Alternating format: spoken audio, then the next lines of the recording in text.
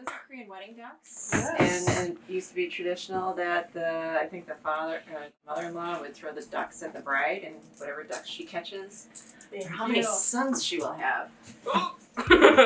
Me being like this.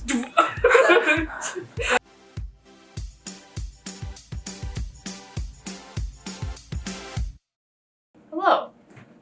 Please tell us your name and what do you do here at Academic Success Center? So my name is Tron Sattler-LeBlanc, and I am the Senior Director here at the Academic Success Center, and I work for all these great people, and we help students learn how to learn. What I get to do is kind of get a sense of what's happening across the campus and coordinating our services to make sure that we're meeting the needs as we move this whole machine forward to help students reach their goals. What are some main goals of the Academic Success Center? And, what's your philosophy? Right.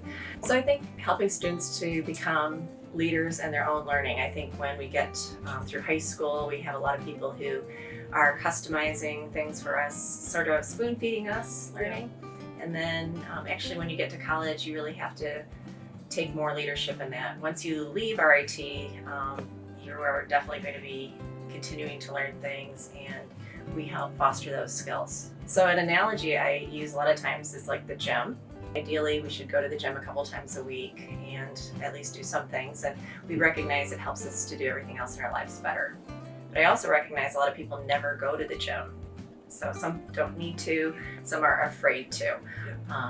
But also, it depends on how much you engage in what's available to see what kind of outcomes you get. So if you really engage, you might run a marathon, you might do amazing things, you might be in the Super Bowl halftime show, whatever. But also if you just get your membership and never go, you're not going to get a lot out of it. So that's a lot of what we're trying to do, is help develop those skills that you can use throughout your life to be a stronger learner. For those in your metaphor who are afraid to go to the gym, do you have any advice for students that maybe they can just start implementing now for good study habits and for a good study work ethic? I think in preparing and learning is use all the brains you can borrow. Don't do this on an exam, but before an exam, obviously working with classmates, using your resources in your department, finding other resources on campus. Again, finding multiple ways that you can learn the material, share the material, and really master it is going to be key. But looking at your neighbor's paper, not such a good idea during a test. We don't encourage that at all.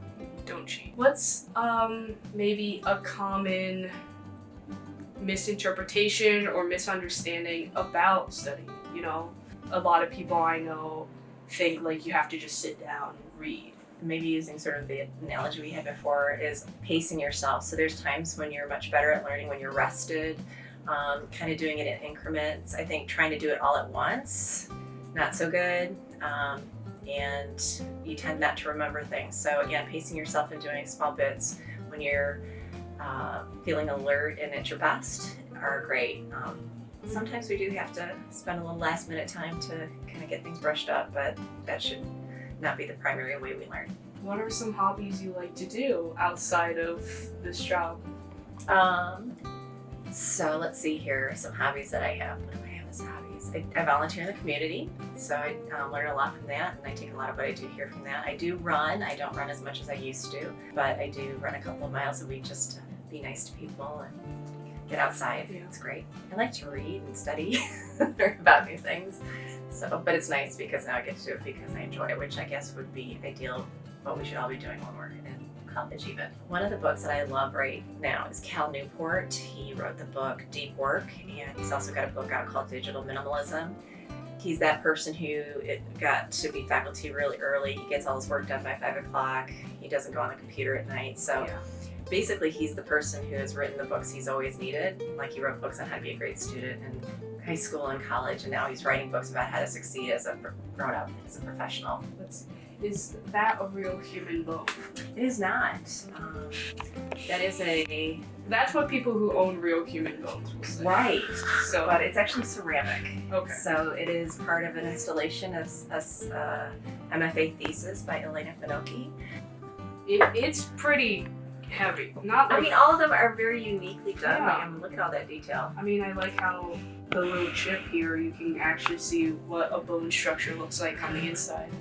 Sorry, this is my STEM major coming out. When I used to look at bones. So, but it's STEAM because it's also Yeah. art. I know. Very cool.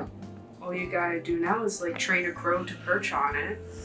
So then that way, if you ever need to intimidate a student, you could just be like, Mortimer, and it just flies in. I don't know where it flies in from. Maybe Glenn's place, but They're very smart. They're very smart birds for sure.